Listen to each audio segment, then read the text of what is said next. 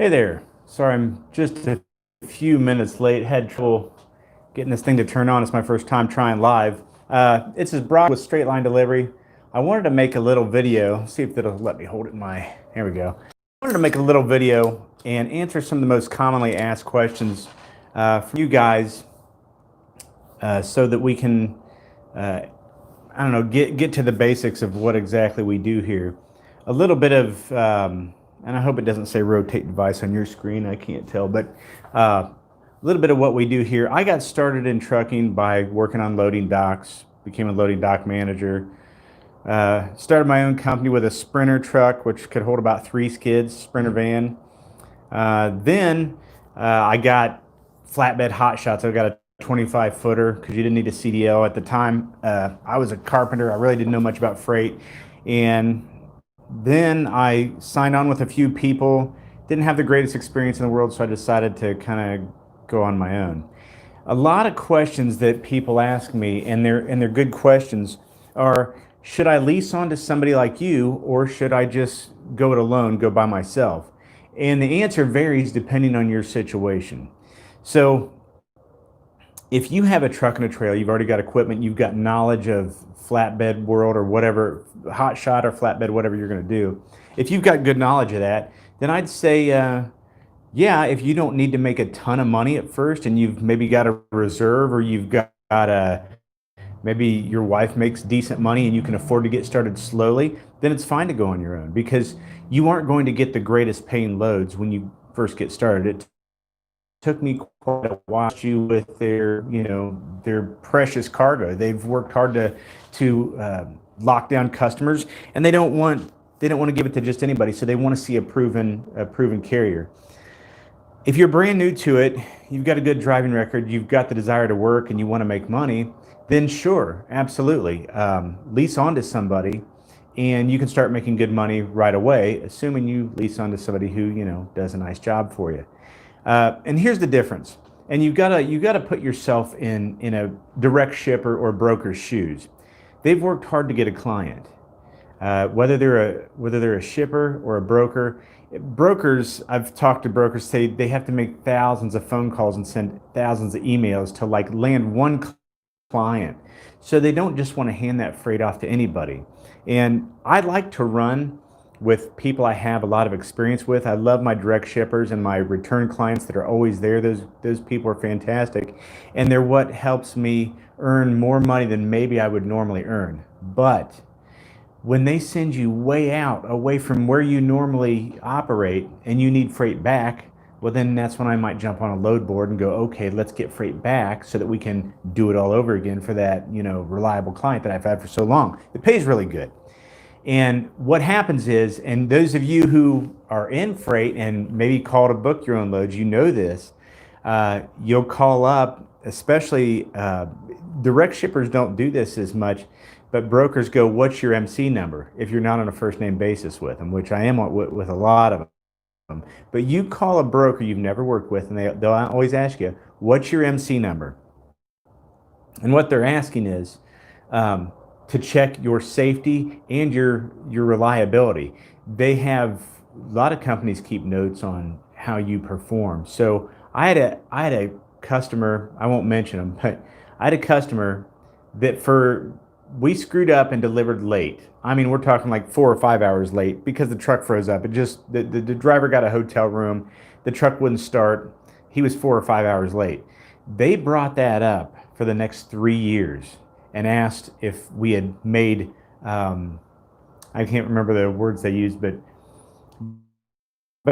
basically asked if we had changed our ways so that this wouldn't happen again anymore.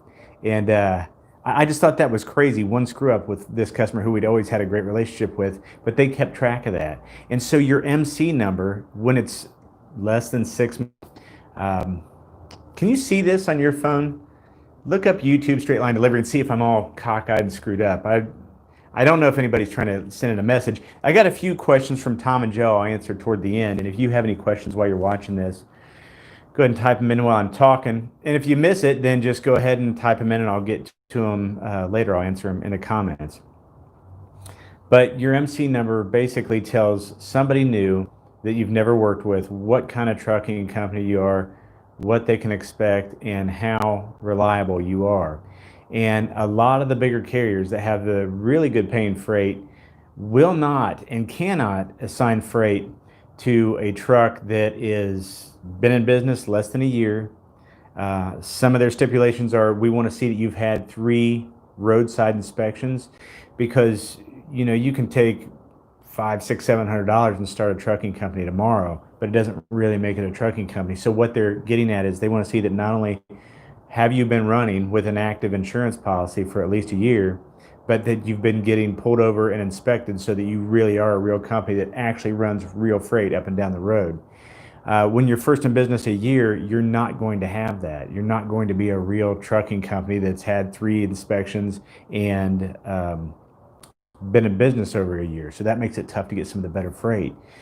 Another thing is I've been seeing lately is people are asking, how many trucks do you have? And that they can look up through your MCS 150.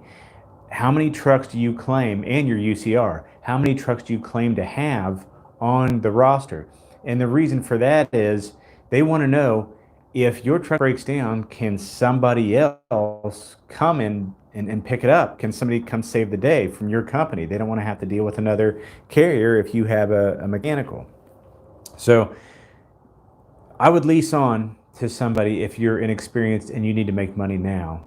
And if you have the time to not make a whole lot of money, or you're in a position where you just need a part-time job and you just want to run freight at your convenience, then yeah, it's something you could probably do. You could spend your off time to develop those relationships with direct shippers and with brokers.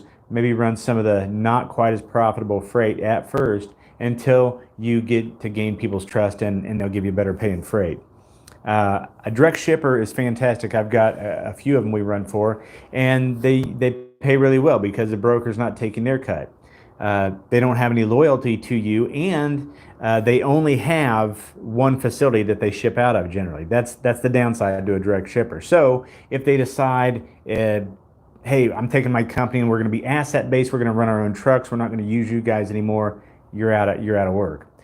The great side to them is I'm usually on a first name basis with them. They'll call me up, they'll call me by my first name, and they'll say, hey, you want to load?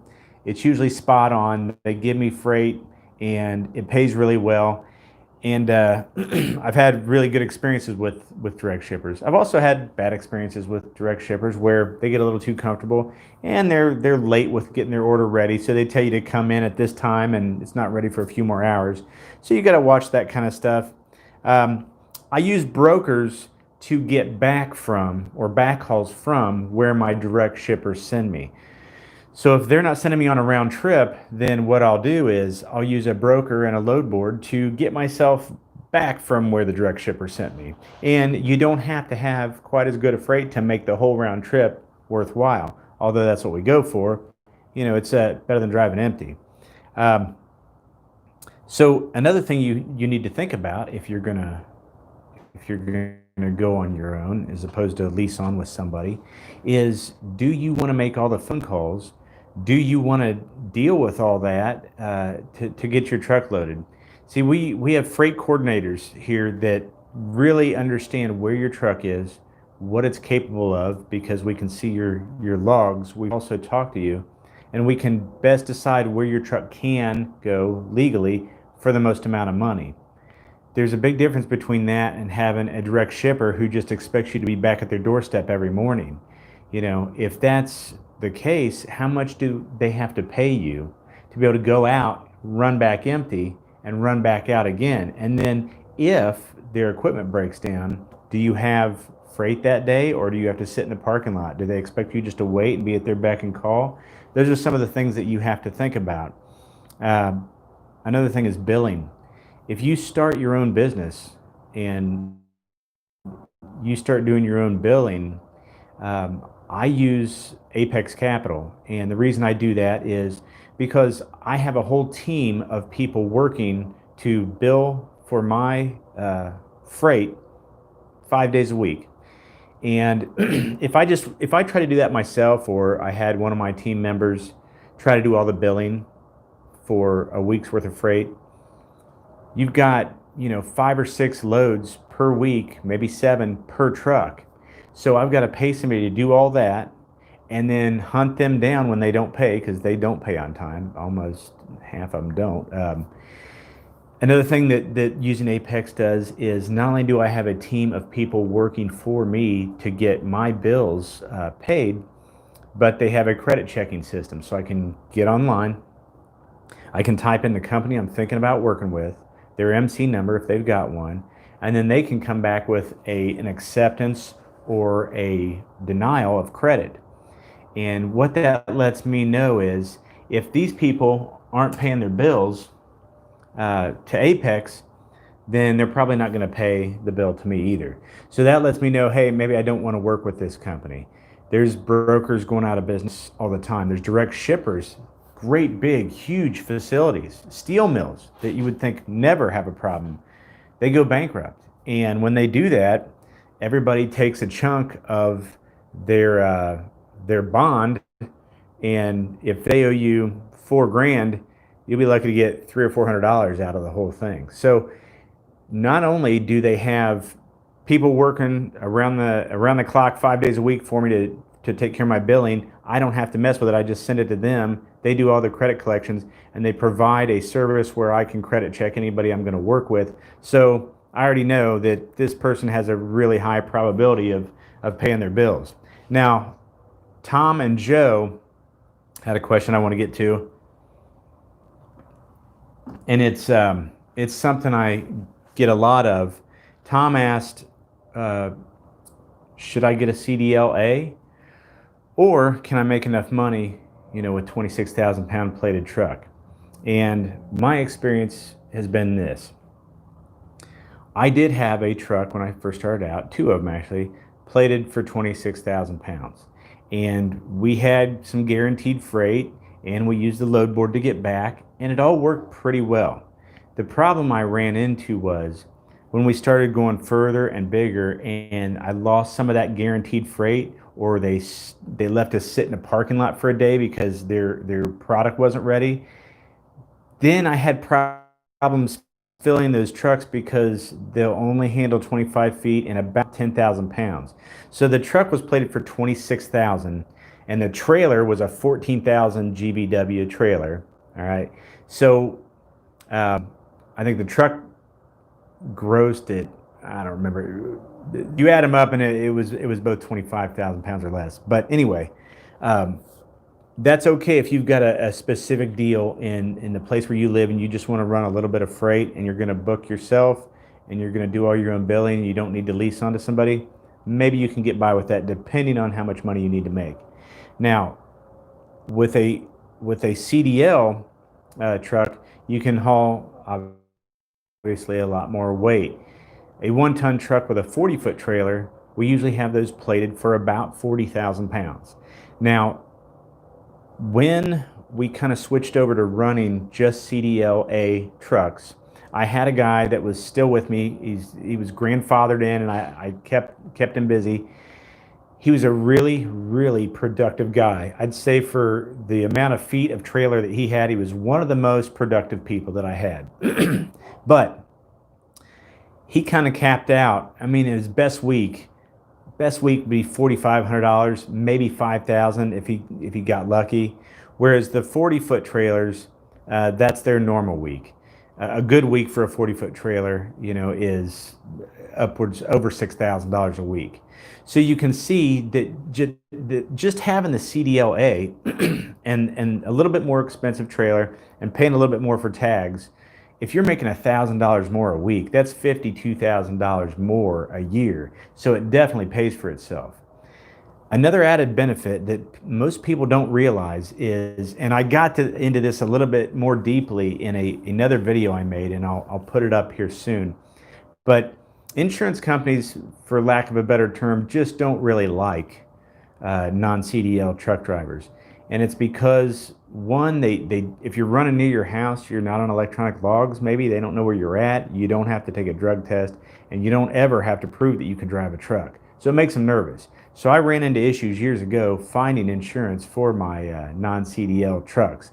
insurance companies just saw them as a little fishy, like we were up to no good or trying to get something over on people. They didn't quite understand it. Maybe things have changed now. I'm not sure.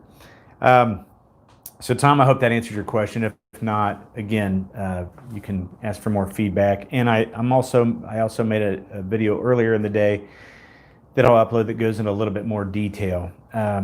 Another question from Joe before I get out of here, if nobody has any questions. Another question from Joe is, all right, and I see this a lot with guys that live in Indiana. Indiana has a overall length rule for combination vehicles that's tighter than any other state around it. So you see a lot of guys in Indiana, even with the smaller hot shots, they take the bed off their truck, and a lot of people don't understand, what's going on. And here's the deal: if you live in Indiana and their overall length is 65 feet, I think that's what it is. I don't remember. 65 feet for a truck and a trailer. Then you take the bed off of a truck, now it becomes a tractor. So they're basically using the DOT's definition of a truck and a tractor to kind of get by with what they're wanting to do. A truck is a machine with a bed on it that's capable of carrying property. That's what it's listed as. So I think the spirit of the law was kind of this. Everyone's seen a big plumbing box truck. They've got all their plumbing tools in the box truck, and then they're hauling, usually a pintle hitch with a backhoe on the back. So they're doing big plumbing jobs. That rule was kind of made for those guys. They didn't want some guy with a 26-foot box truck and then a 40-foot trailer behind it hauling pipe and a backhoe and all kinds of crazy stuff. That's what I think the spirit of the law intended. So when you take that bed off, you become a tractor. And a tractor is defined by the DOT as something that has to be used in tandem with another vehicle. So it has to be a combination. A tractor and a trailer go together, and without the trailer, a tractor is kind of useless. And another thing that I've run into with not DOT, but Indiana state troopers and stuff, is they'll pull over a truck and say, especially my smaller ones, they'd say, you have to have a Class A for this. And I'd say, okay, why? They said, well, you've got your truck plated for 26,000 pounds, and then your trailer is rated at 14,000 pounds. And I had to explain to them, hey, think about a semi. All right, a semi tractor is plated for 80,000 pounds, but without a trailer, you can't put 80,000 pounds on a semi tractor, right? Has to have the trailer too. They just do things a little bit differently there. And how that really works is if you're in a surrounding state like Illinois, Michigan, Ohio, you can have the bed on your truck. It can be longer than 65 feet. I think we cap out at 75 feet, if I remember. It's been a while since I looked up. And you're fine, even in Indiana, because where you plate the vehicle is where they apply the rule. So that's something that people are always asking about. So it's basically just a legal definition difference between a truck and a tractor. If you guys didn't get this live, or you thought of a question after you watched it, feel free to put something in the comment section, and I'll get back to you guys later. Again, if you have any other questions ever, always leave them in here. See me on Straight Line Delivery on Facebook. You can ask questions there. You can ask questions in any of the videos, and I'll make sure I get to them. Have a nice day. Thanks for watching.